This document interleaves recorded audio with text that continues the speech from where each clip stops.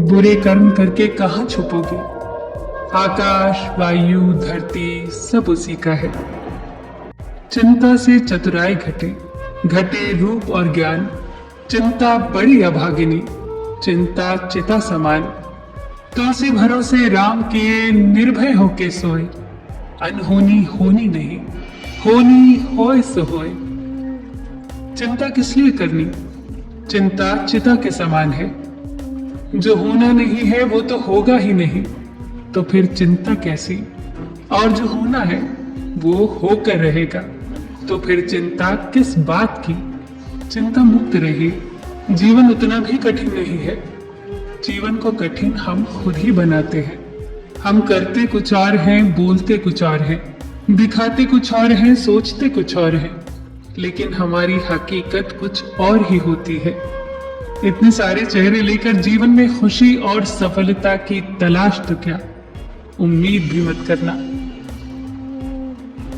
जो अच्छा लगे उसे ग्रहण करिए और जो बुरा लगे उसका त्याग करिए।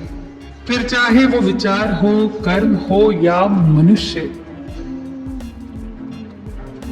पानी मर्यादा तोड़े तो विनाश, और वाणी मर्यादा तोड़े तो सर्वनाश। मनुष्य की वाणी में बहुत शक्ति होती है। उसमें बाण जैसी धार भी होती है और बांसुरी जैसी मिठास भी। यदि सोच विचार किए बिना वाणी का प्रयोग किया जाए तो अर्थ का अनर्थ भी हो सकता है। पानी से विकास भी हो सकता है और विनाश भी।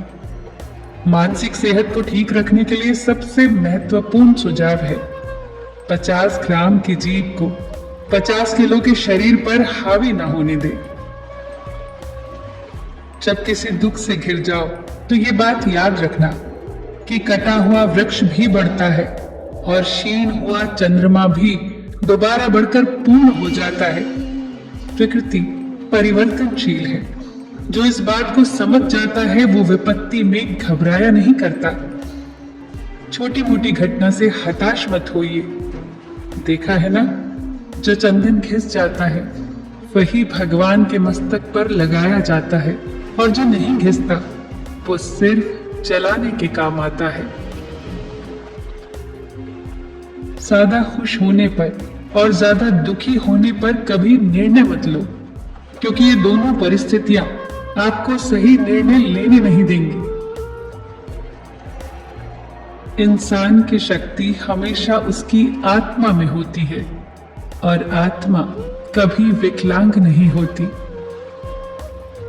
सच्चाई के रास्ते पर चलते हुए अगर अकेले भी पड़ जाओ तो मायूस मत होना, क्योंकि अंधेरे को रोशनी में बदलने के लिए अकेला सूरज ही काफी होता है।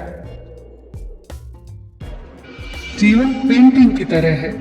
आशा के साथ रेखाएं खींचे, त्रुटियों को सहनशीलता से मिटाएं, बहुत धैर्य के साथ ब्रश को डुबोएं और अपने जीवन को प्यार से रंगे।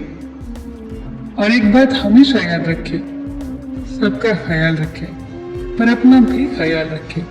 हमेशा मुस्कुराते रहें, कभी अपने लिए तो कभी अपनों के लिए।